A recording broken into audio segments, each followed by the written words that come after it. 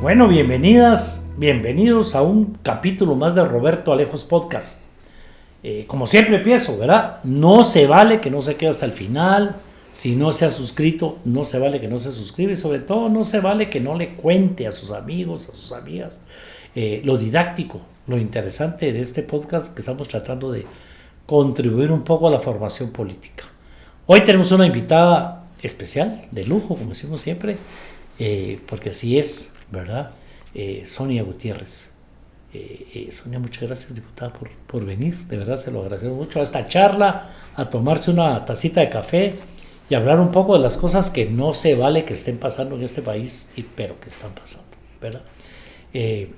Bueno, la diputada Sonia Gutiérrez llega esta vez por la coalición URNG-WINAC. Vamos a hablar de ese tema, pero es integrante de la Junta Directiva del actual Congreso de la República, presidenta de una comisión que casi no se oye normalmente, la Comisión de Trabajo. En cambio hoy es una comisión muy activa, vamos a hablar de esos temas, pero también la máxima dirigente de WINAC ahora. Amílcar, con mucho cariño, pero adiós. Ya era hora, ¿no? Bueno, para el dolor de muelas y de oídos, Anestil Gotas. En serio funciona. No se vale que usted ande con dolor de cabeza, con dolor de muelas, con dolor de oídos y no se pueda poner gotitas en el oído y en las muelas para quitarse ese dolor que se convierte en un enorme dolor de cabeza. Lo puede encontrar en sus farmacias de conveniencia.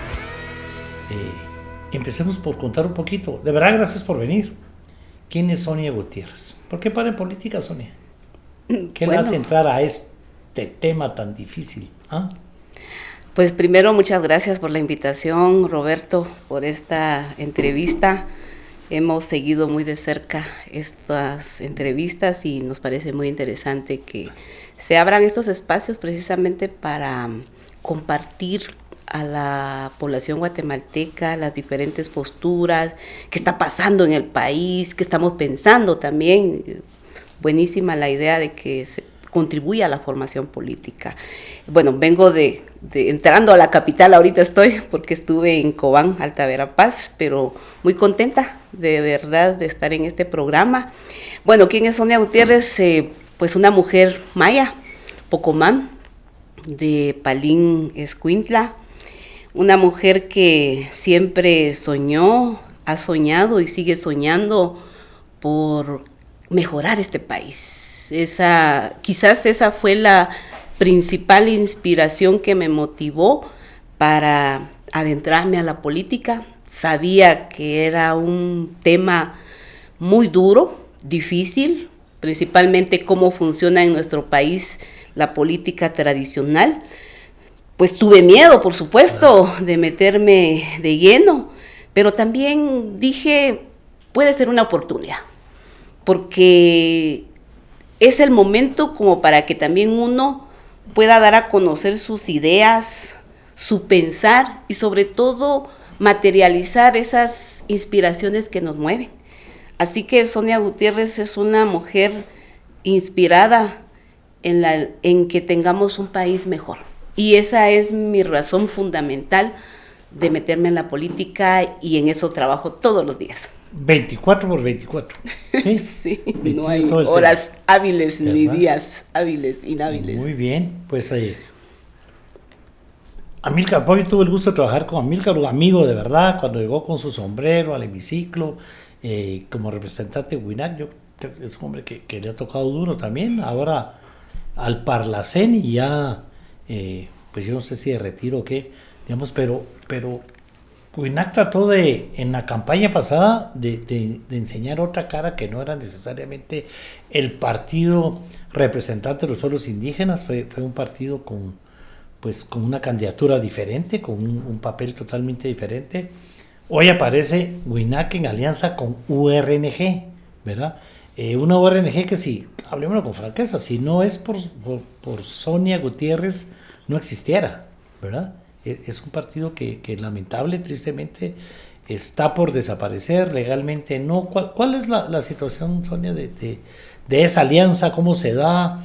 ¿Qué va a pasar con los dos partidos? ¿Siguen aliados? ¿Uno solo?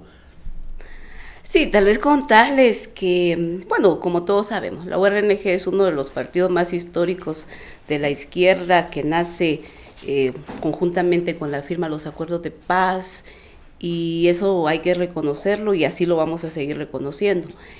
No es la primera vez que nos vamos en una coalición con URNG, incluso hablando del compañero Amílcar Pop, fue precisamente el candidato que abanderó el frente de izquierda que estaba con 3 partidos en aquel entonces, 2011, ANN, URNG y la primera aparición de WINAC, en aquel entonces el Frente Amplio que se le llamó. Eso significa entonces que traemos algunos lazos históricos con URNG porque creemos en la necesidad de la unidad de aquellas expresiones políticas que ideológicamente coincidimos. Esa es la razón principal por la cual hemos hecho coalición.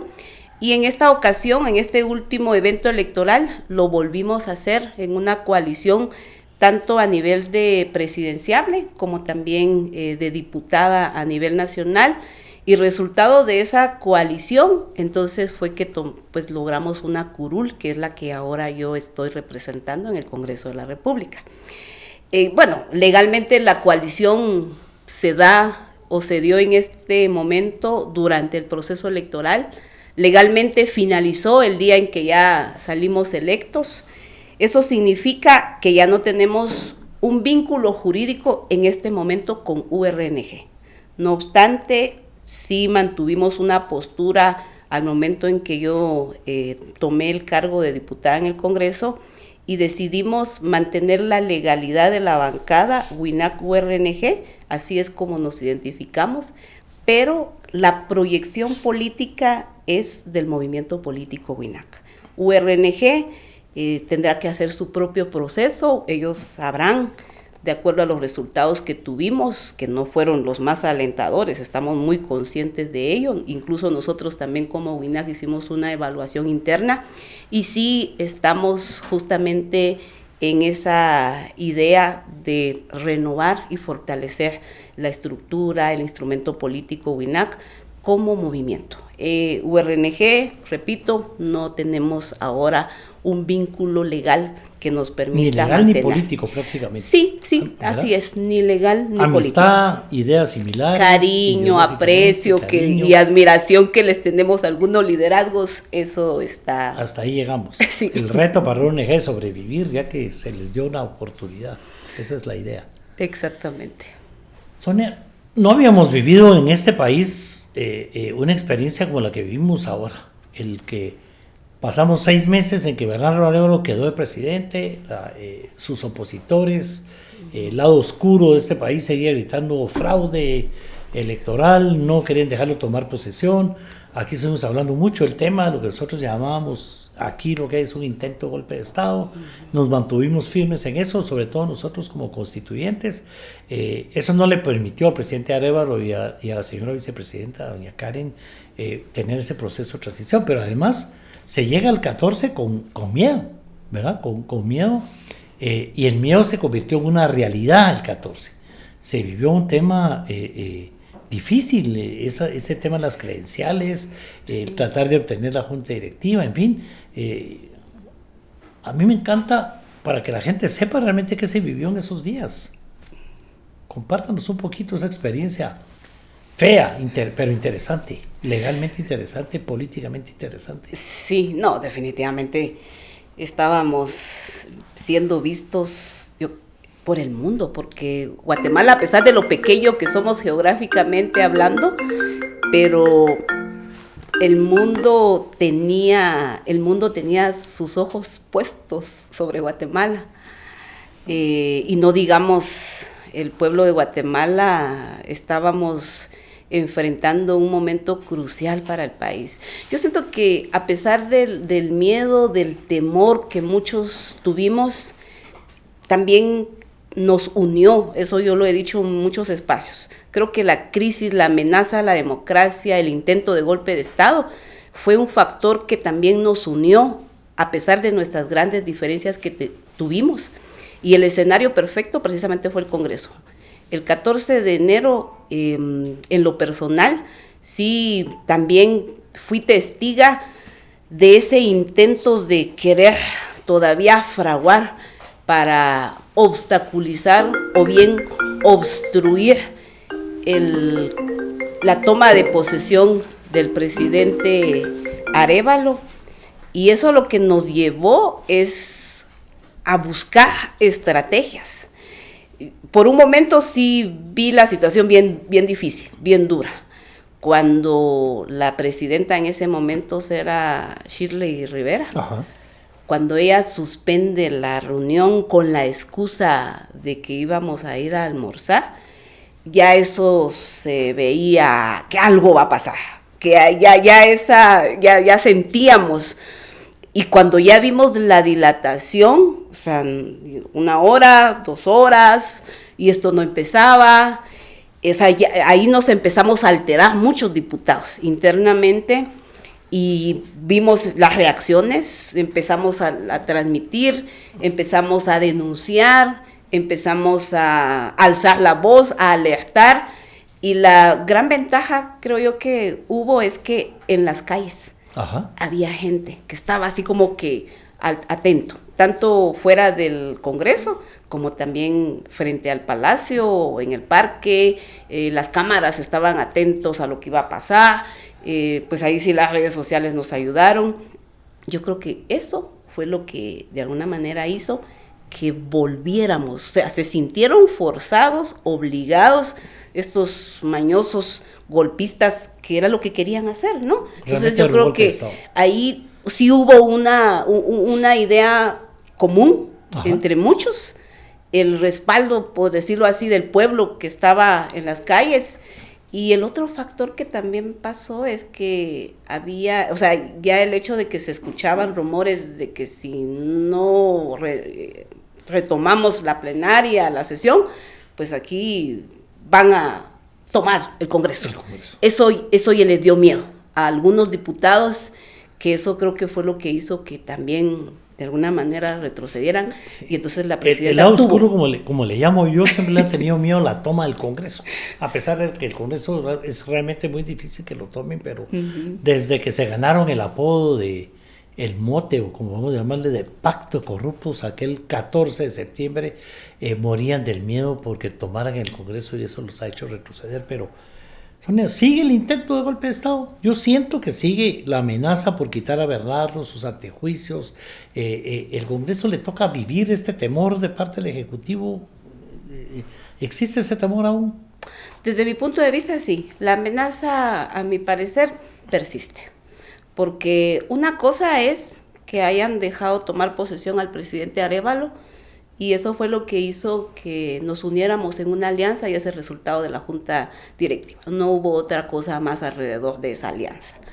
Meses después, 6 meses ahora que nos encontramos, pues sí ha habido un hostigamiento, un mecanismo de presión para desestabilizar el país, porque eso es lo que están haciendo los llamados diputados opositores, los llamados diputados que ahora sí empiezan a alegar transparencia, resultados, cuando ellos fueron parte de ese desastre de país que nos han heredado.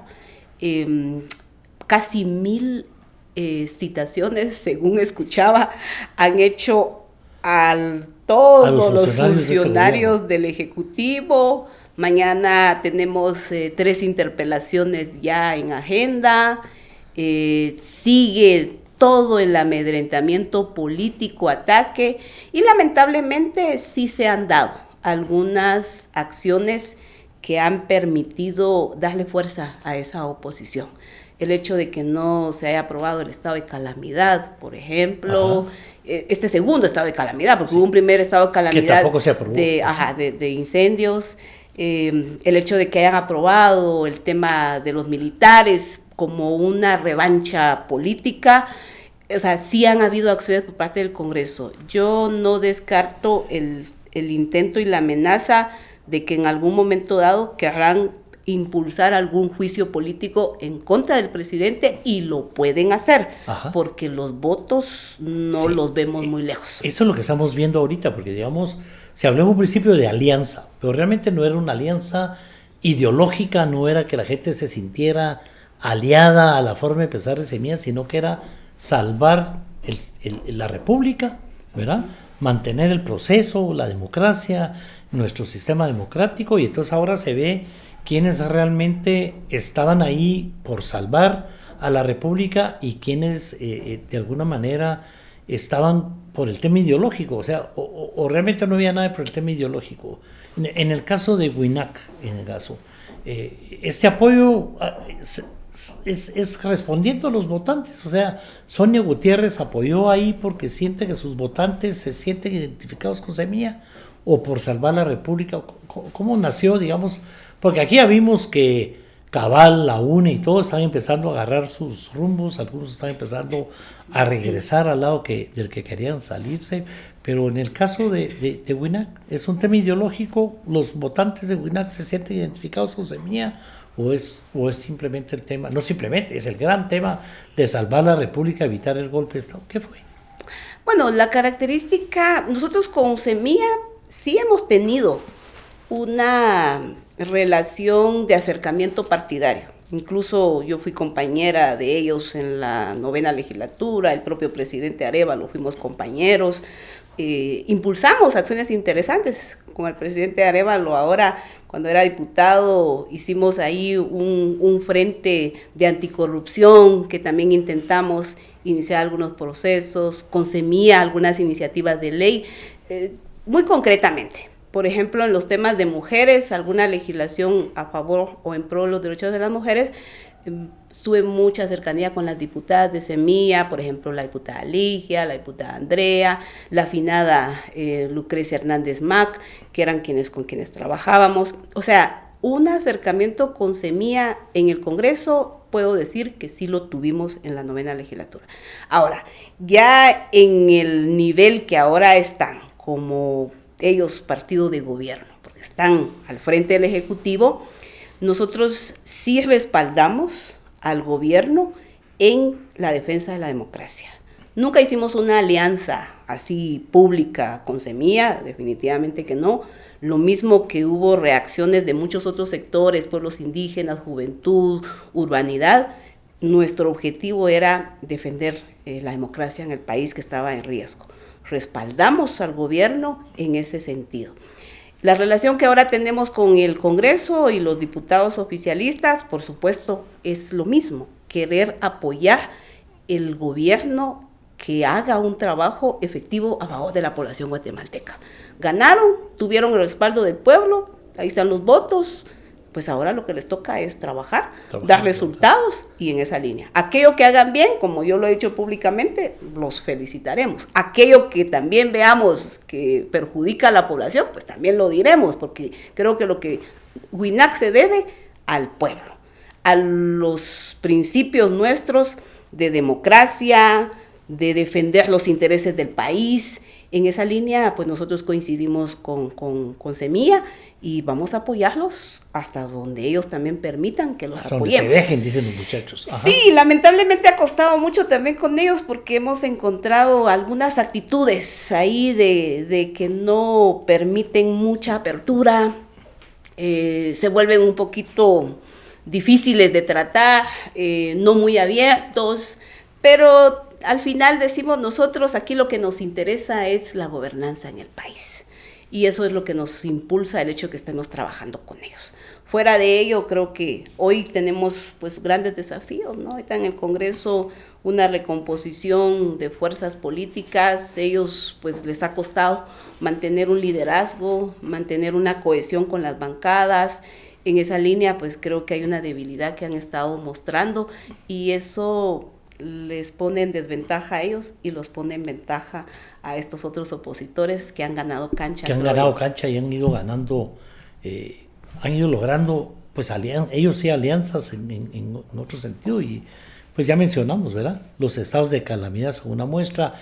Este tema que me llama mucho la atención porque el tema de los militares, o sea, se aprueba el darle ese pago a los militares sabiendo que no hay plata, sabiendo que el gobierno no tiene plata para eso, no sabemos si va a pasar o no la readecuación presupuestaria, va a ir eso en ese tema, tienen que llevar un movimiento, porque ahí hay un tema importantísimo que no puedo dejar de tocar, ¿verdad?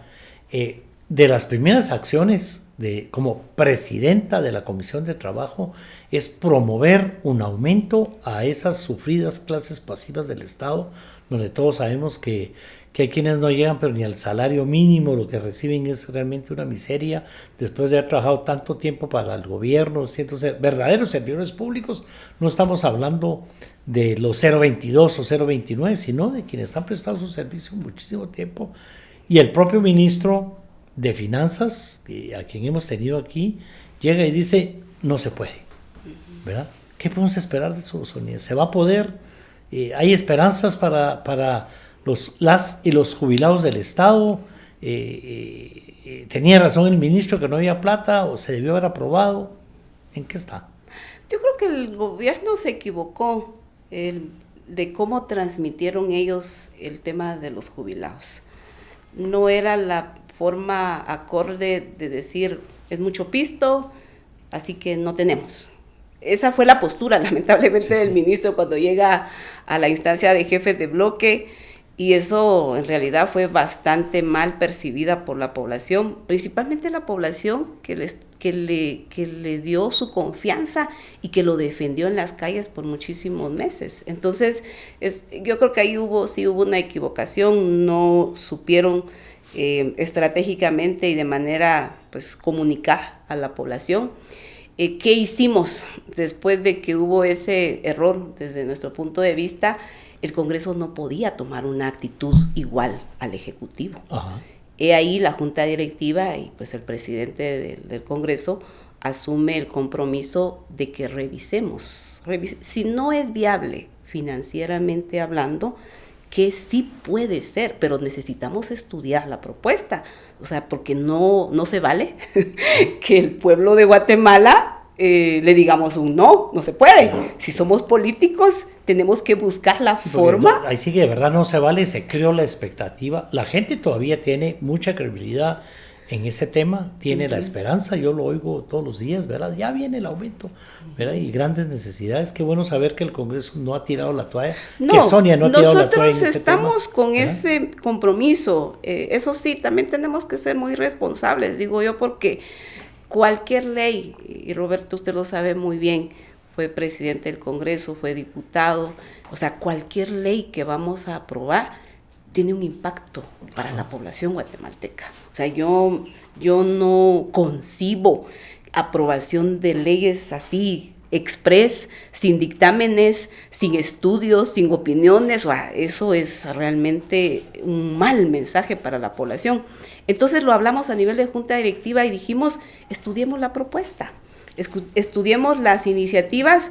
Y la que sí estudiamos más a profundidad, ya lo dije públicamente en una conferencia de prensa, salimos diciendo, vimos que sí la iniciativa 5563 podría ser esa iniciativa la que revisemos y establezcamos propuestas. Entonces nos fuimos con esa iniciativa, los integrantes de la comisión la analizamos y lo que establecimos fueron 3 cosas principales.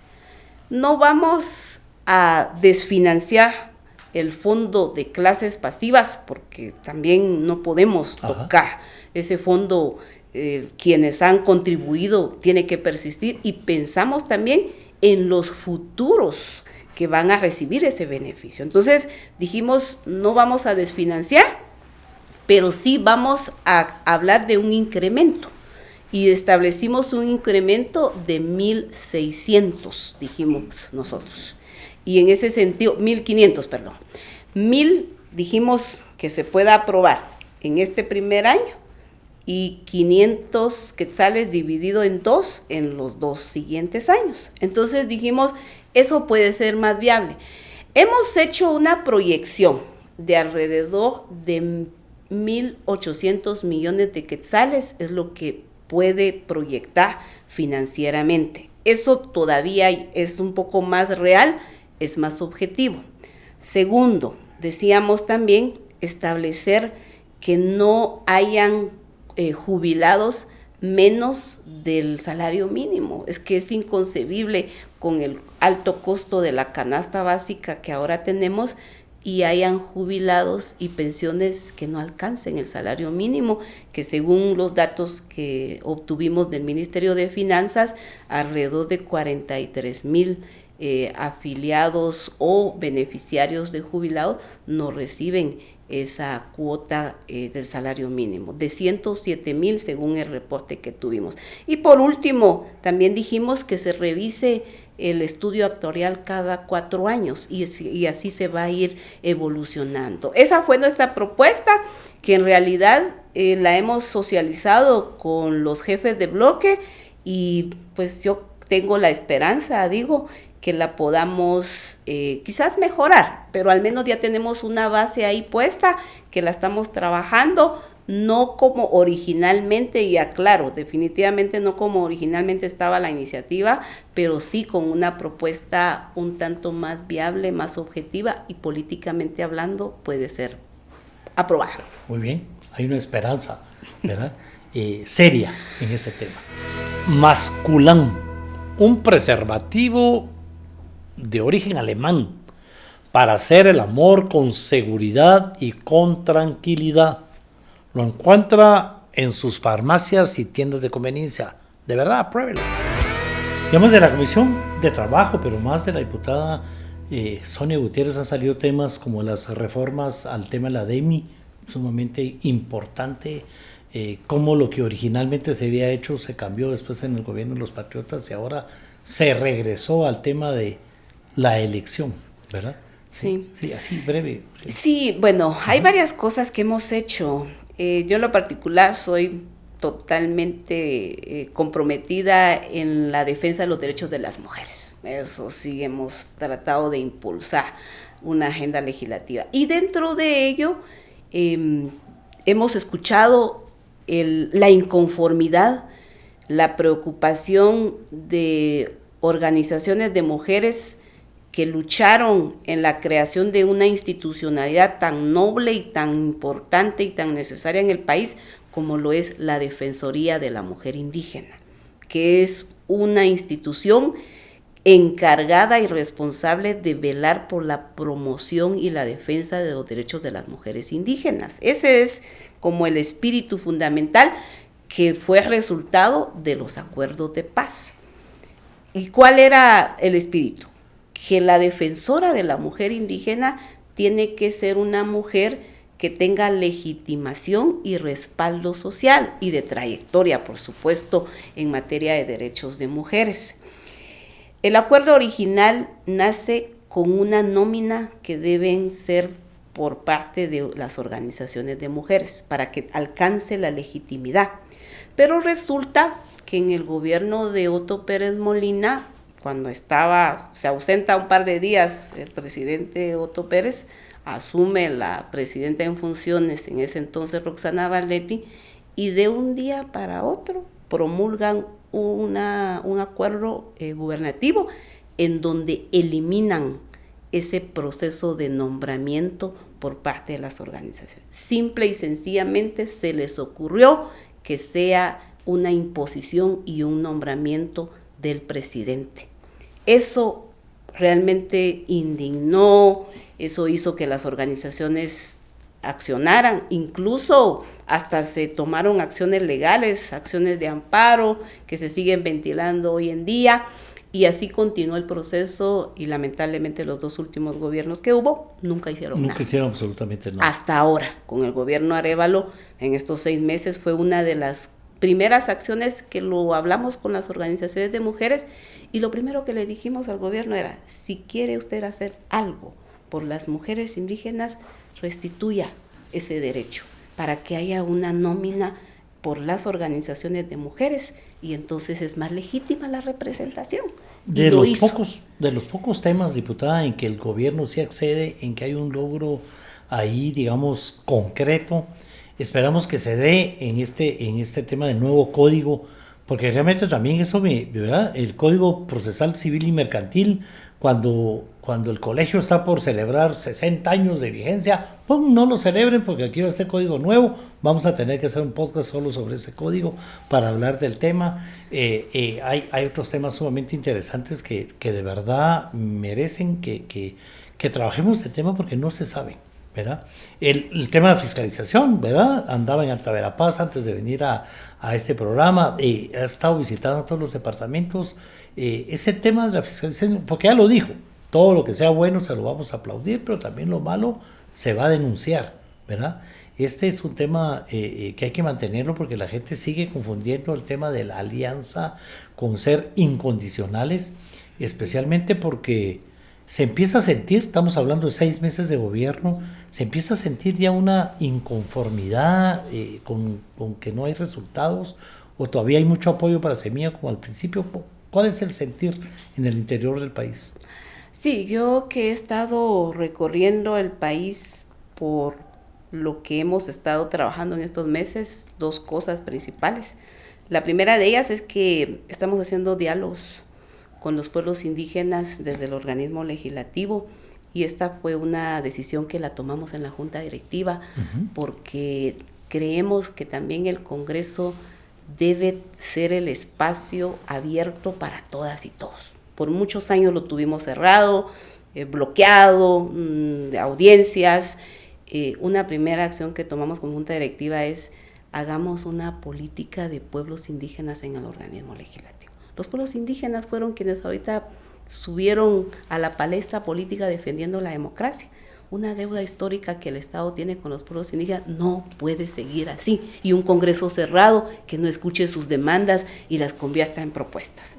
Digamos, reconozcamos que eso sí se está dando. Este Congreso abrió las puertas, estuvimos viendo esta semana pasada la llegada de estudiantes que presentaron sus iniciativas de ley, se sigue haciendo en los programas cívicos, hubo visitas a través de una de las secretarias del Congreso, en fin, y la disposición del presidente y de todos los miembros de Junta Directiva de ir a hablar con la población, o sea, pero el Ejecutivo está haciendo lo mismo yo siento que aquel compromiso, por ejemplo, con 48 cantones, con los pueblos indígenas que fueron quienes taparon las calles, quienes salieron realmente a la protesta, hay un sentir ahí que no se sienten todavía respondidos, están a la espera, todavía le están dando tiempo a Bernardo Arévalo. ¿Qué se siente de veras en el interior? Yo percibo de estas salidas y estas visitas y estos encuentros que he tenido en el interior del país, es que sí hay un síntoma también de cierta inconformidad. Eso ya lo estamos empezando a sentir muchos, en el sentido de que tampoco ven respuestas del Ejecutivo. Sin embargo, sucede un fenómeno.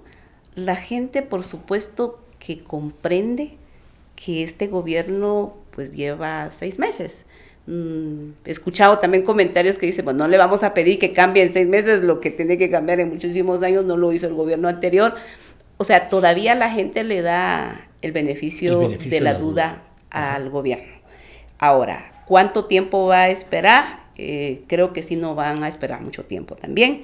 Creo que si el gobierno no da señales contundentes, respuestas que realmente convenza a la población, no en todo, pero sí en algunas acciones.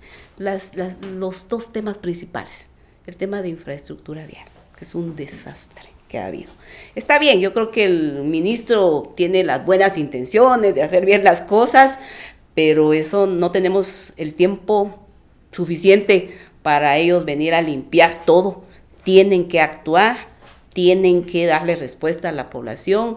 Ahorita pues hubo un impasse, pero la lluvia otra vez se va a presentar. Sí. Y no vamos a encontrar que dentro de un mes otra vez necesitemos estado de calamidad porque no nos dio tiempo a hacer los procesos de licitación o los procesos de compra. Entonces yo creo que el gobierno tiene ahorita una gran responsabilidad de dar señal. El otro tema es salud. O sea, hay una precariedad enorme en todo el sistema de salud y eso también puede costarle muy alto al gobierno y pues ya vimos que hubo una renuncia de su ministro, cambios muy... En salud van ya 3, 4, ¿verdad? El tema y es que Aquí tuve la oportunidad de tener a Félix, al ministro de Comunicaciones, y nos decía, no se puede, Roberto. El sistema en el Ministerio de Comunicaciones no sirve, no funciona.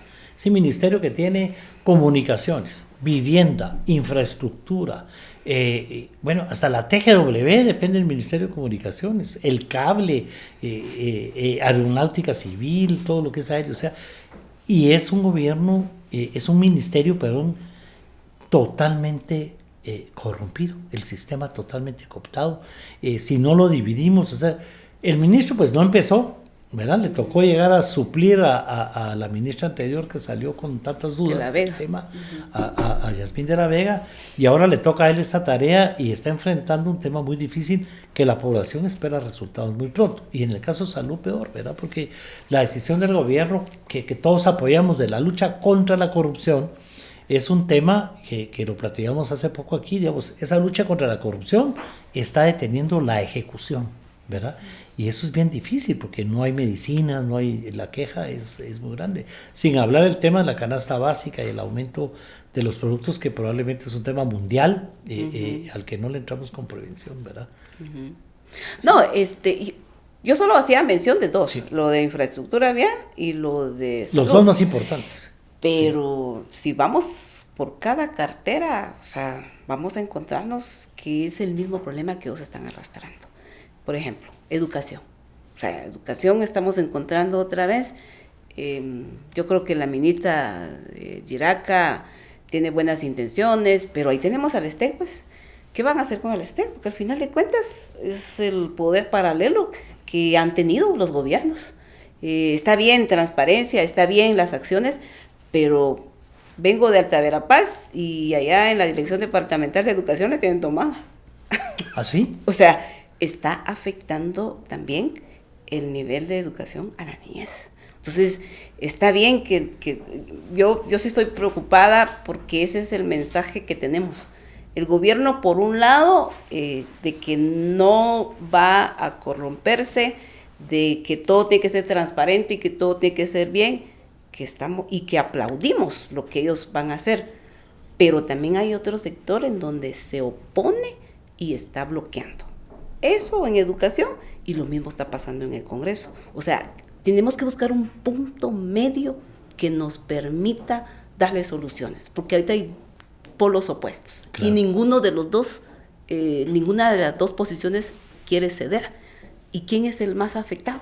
El pueblo de Guatemala, que no está recibiendo clases ahorita porque está cerrada la dirección departamental, que no está recibiendo medicina, que los hospitales están prácticamente en colapso, que la carretera de la costa sur está cerrada, 5 horas para... O sea, eso es lo que está pasando. ¿Y quién lo está sufriendo? El guatemalteco de a pie, que tiene que ganarse con el sudor de su frente su trabajo. Y los políticos nos estamos ahí con posiciones cerradas. O sea, eso sí es grave, claro. Al final de cuentas. Sí, es un tema delicado. Nosotros venimos hablando y diciendo diálogo y negociación en lugar de confrontación. Pero la confrontación está ahí, ¿verdad? Y como decimos, ¿verdad? De verdad no se vale, porque quien paga las consecuencias es quien no conoce de política, quien no quiere saber de política, porque hay que reconocer que hay un hartazo hacia la clase política, y eso se vio en la última elección. Los resultados fueron muy claros, ¿verdad? Sí. Difícil, diputada. Sí, ahora, ¿sí? Roberto, yo diría que aquí yo creo que no hemos entendido cuál es la línea, o sea, qué es hacer política. Ajá. Y la política es el arte de ponernos de acuerdo y encontrar soluciones.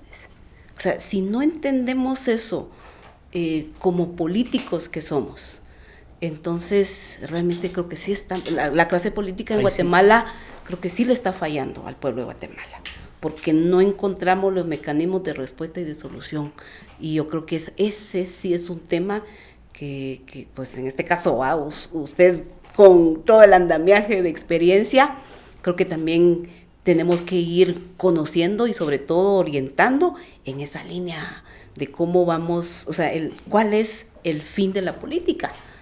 No es simplemente ocupar, ser alcalde, ocupar pues, la emoción, yo fui diputado, soy diputada, sino, o sea, que en mi gestión como diputada, por lo menos esa es mi filosofía, yo como diputada, ¿qué voy a alegar en mi función? pero desde la función política, digamos, al menos como WINAC, ese es nuestro espíritu de participación política, de servicio, de respuesta a la población. Pero lamentablemente se ha perdido de los partidos, porque el sistema político de nuestro país no le importa. Se perdió, se corrompió, se lo cooptaron, ¿verdad? Sí, miremos, yo estoy emocionada. Yo estoy emocionada ahorita porque estaba viendo los MUTs legislativos. Ajá, sí. O sea, es impresionante el nivel de capacidad de los jóvenes, de las jóvenes, ahí en la curul.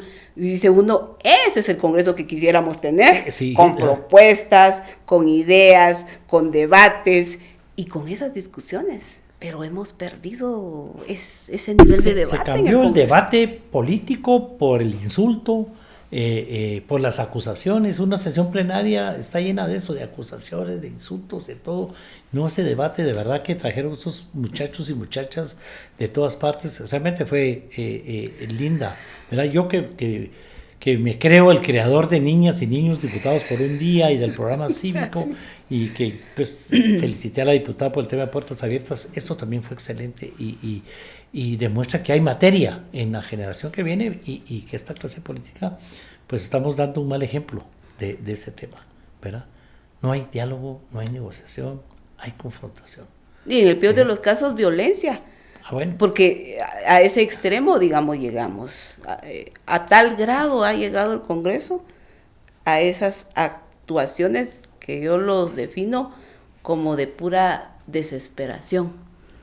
No debatimos con ideas, no debatimos con propuestas, nos vamos a la última acción, que es la violencia, ¿no? Y eso sí es muy grave, principalmente pues cuando hablamos de temas de actitudes, y es muy lamentable que en el Congreso eso se ha dado. Hemos visto cómo Taracena en cierto momento le tira esto a la otra diputada. Sí, me tocó vivirlo.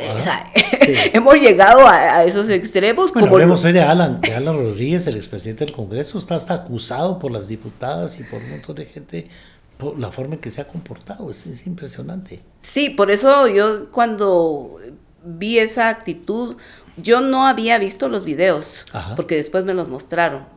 Como estábamos en la plenaria, yo me salí un momento, luego regresé, y en lo que regreso, termina la plenaria, llego a mi oficina y encuentro con las compañeras con miedo, con temor, y yo digo, ¿qué pasó? Y me empiezan a mostrar los videos ahí. O sea, yo me indigno cuando veo una actitud de un diputado. O sea, ya solo faltaba el cincho que cargara, sí. Y el garrote va. Impresionante. Realmente es indignante cuando uno ve esa actitud.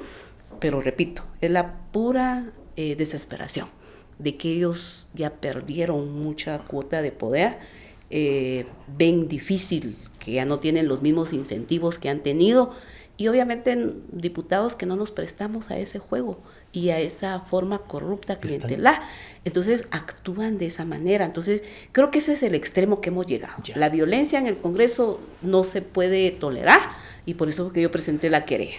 Me denuncia en contra de él. Bueno, ¿verdad? Y eso hay que recalcarlo aquí, porque realmente es una denuncia de una diputada en contra de los diputados, porque se fueron al extremo. Mira, solo hablemos de la legislatura pasada donde usted estuvo, ¿sí? Comparada con esta, es mucha la diferencia, a pesar de que estamos hablando de una legislatura donde la corrupción reinó, donde este mismo hombre manejaba el todo con dinero, y ahí vimos el búnker y todo, y aún así no existía esa violencia que hay ahora. Y ahora entiendo, es desesperación, es miedo. Sí, el miedo de seguir perdiendo más poder, el aferrarse a un puesto, porque la forma en cómo llega pareciera que sigue las mismas prácticas, no pareciera, está replicando las mismas prácticas de autoritarismo que lo hizo cuando fue presidente 2 años en el Congreso, y que él cree tener todavía el poder. O sea, está enfermo. Yo creo que hasta enfermo está esta persona, porque no ve la condición que está. O sea, él es un diputado como yo, y como yo se lo dije. O sea, él fue electo por él, al igual que yo. Nos merecemos respeto. No podemos ni uno ni otro faltarnos el respeto, y mucho menos una agresión como la que él intentó. Si nosotros no actuamos, estamos prácticamente conformándonos con esas actitudes, insisto, de agresión y de violencia. sea, yo he defendido derechos de mujeres y digo yo no voy a actuar, sería el colmo que yo no voy a actuar, y hay que dejar precedente, por lo menos que se controlen y que se midan. Dar el ejemplo, y no se vale dejarse, de verdad, que la gente esté violando nuestros derechos de esa manera. Bueno, estamos aquí ante la única mujer indígena en el Congreso de la República, pero que es miembro, ¿verdad? Integrante, miembro de la Junta Directiva, presidenta de una comisión como la Comisión de Trabajo que está dando resultados ahí concretos, que está fiscalizando, ¿verdad?, el tema, que ha dejado muy claro el tema, la lideresa máxima en el caso de WINAC ahora, lo cual también hay que celebrarlo con bombos y platillos, o sea, ha ligado para arriba, ¿verdad?, indiscutiblemente, y con la valentía de presentar esta demanda, esta denuncia contra este abusivo, porque eso es lo que realmente fue, ¿verdad? Hoy la diputada lo llamó aquí enfermo, desesperado, y eso así es, ¿verdad? Y qué bueno que lo hacemos público, ¿verdad? No se vale, nos callamos mucho. Pero, Sonia, cuando se dio este tema, o sea, desde el primer proyecto de Junta Directiva iba Sonia Gutiérrez, ¿verdad? Pero en el segundo proyecto se va a mencionar que Sonia podía ser la presidenta del Congreso, porque el nombre circuló antes que el de nuestro amigo Neri y de otra gente que estuvo sonando ahí, ¿verdad? Hoy sigue sonando, existe esa posibilidad, se podría dar. ¿En qué situación estamos? Porque estamos realmente ante una mujer ejemplar y por eso agradecemos que esté aquí, que podamos contar las cosas como son, ¿verdad? Pero ya toca elegir una nueva Junta Directiva del Congreso, ¿verdad? Ya toca, sí. Y la situación actual, ¿verdad? Está el reto, todavía no. Sí, la verdad es que yo igual sorprendida, porque ¿sí? Estoy en Junta Directiva. ¿Y por qué sorprendida? Porque en términos reales, en el Congreso todo es a base de votos. O sea, ¿quién tiene los votos? Quien tiene los votos va a ganar para aprobar una ley, para aprobar una nómina de Junta Directiva. Y en términos reales, pues nosotros no teníamos una fuerza política que ofreciera una cantidad de votos. Sin embargo, reconozco que hicimos un esfuerzo, porque sí, para que yo estuviera ahora en Junta Directiva, sí cabildeé, hablé con en principio con los partidos afines, ¿no? Y con los partidos pequeños, digámoslo así, porque yo también era un partido pequeño, ¿no? Con un voto. Pero dijimos que también tenemos, en la democracia así es, los mayoritarios y las minorías tenemos derecho. Entonces, con esa consigna fue que nos fuimos, hicimos un ejercicio de cabildeo, logramos tener el apoyo. No descarto y no niego que en cierto momento hubo algunas intenciones de algún ofrecimiento ahí, de que mire, deje y algo. O sea, ciertas insinuaciones hubo. Cualquiera que caiga en una tentación es fácil, ¿va? Pero no, nosotros persistimos y dijimos, aún con las dificultades y con los votos que tengamos, pero con dignidad. Vamos a presentar una planilla y nos vamos a postular. Y bueno, los resultados ahí se dieron.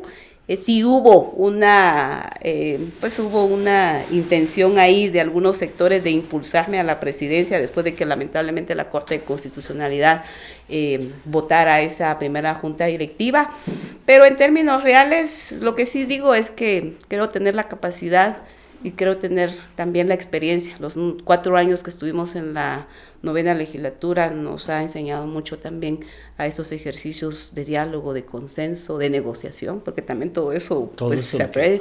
Y digo yo, con esa experiencia, con esa capacidad, pues no se vale que no tengamos un espacio y una oportunidad, y ahí estamos. Y que la dejemos pasar, ese es el tema. Sobre todo ahorita hay una buena amistad, veo yo, entre la Junta Directiva, una amistad que por lo menos desde afuera se ve que se llevan bien, que tienen el mismo propósito, el mismo enfoque, que es mantener la gobernabilidad, que es el tema más difícil, con un presidente sin experiencia en el Congreso, pero que ahí está haciendo su mayor esfuerzo, buscando el diálogo, cómo queda bien con todo el mundo, en el caso de Neri, pero no vamos a descartar esa idea, ¿verdad? De llegar a la presidencia del Congreso de la República. Pues si ya llegamos al tope en WINAC, en todo eso, hay que ir escalando. Sí, no, yo me siento contenta porque creo que a pesar de que como mujeres indígenas y ciertamente no estamos representadas de acuerdo al número poblacional que tenemos en el país, pero he sido siempre de la idea que las mujeres tenemos que abrir brecha para que otras mujeres vengan. Esa es la filosofía que yo he hecho. Y nuestro desempeño va a depender también para generar oportunidades para otras.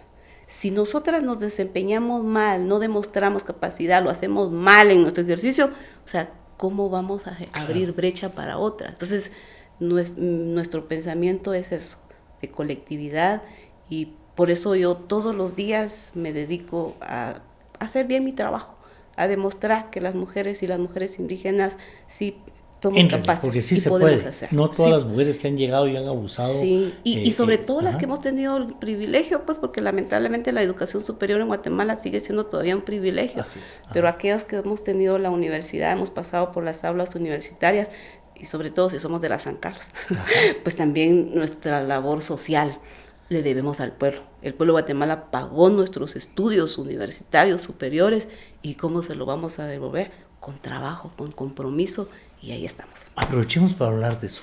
Hay un tema que a mí me da mucho la atención. De parte semilla nace una ley de paridad, ¿verdad? Ahí está. Yo no conozco mucho del tema, de lo que contiene la ley, pero también ya viene la ley electoral y de partidos políticos, hablando de participación de los pueblos indígenas y hablando de participación de las mujeres. Hay dos propuestas distintas, ¿verdad? La que presentó el Tribunal Supremo Electoral, donde hay un artículo que habla sobre la representación de los pueblos indígenas, es decir, de acuerdo a cómo está integrada la población, así debería ser, los candidatos o candidatas y sus representantes, con la idea de promover la participación de los pueblos indígenas en sus distritos.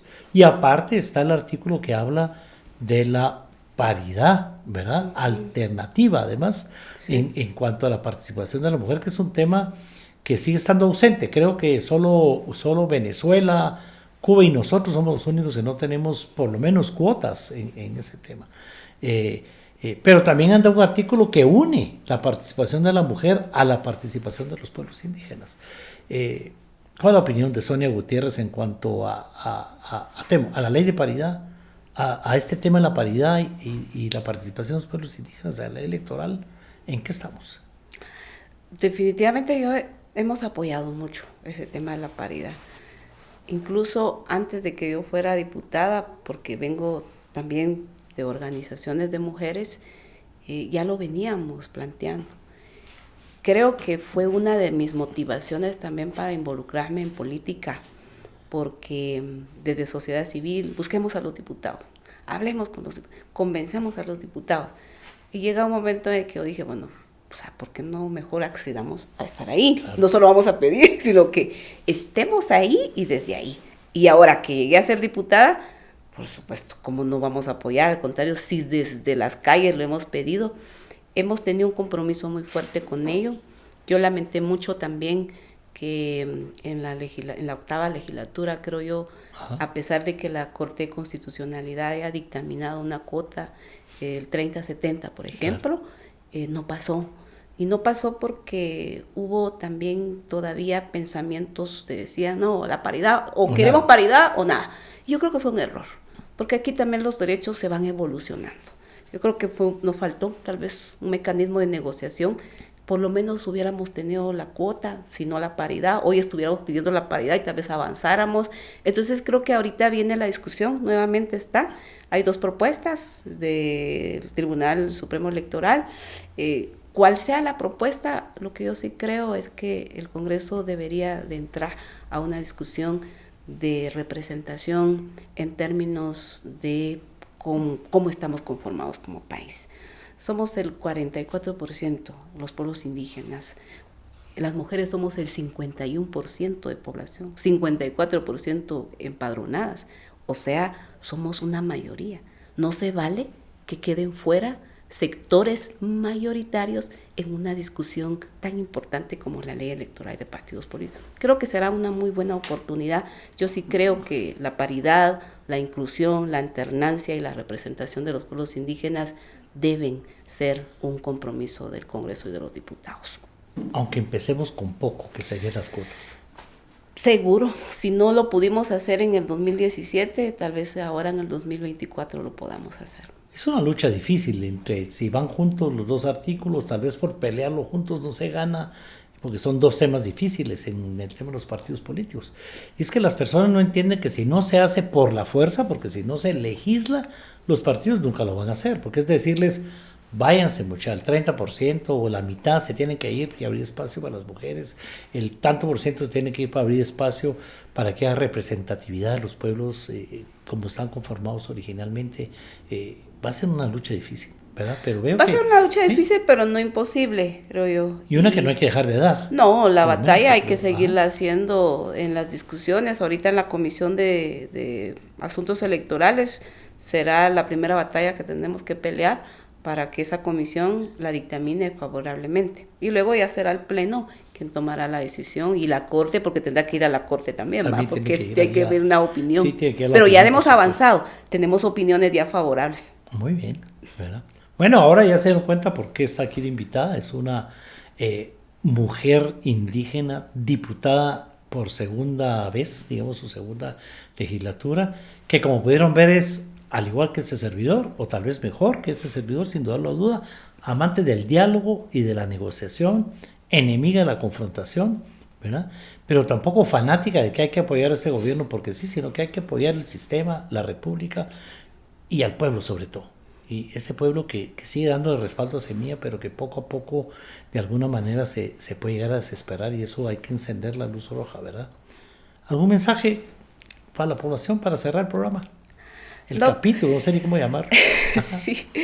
Bueno, tal vez para cerrar decir que sí, estamos en un momento bastante polarizado, complejo, pero también veo yo una oportunidad. Yo siento que si continuamos con el diálogo sincero de todas las partes y lleguemos a un punto en común.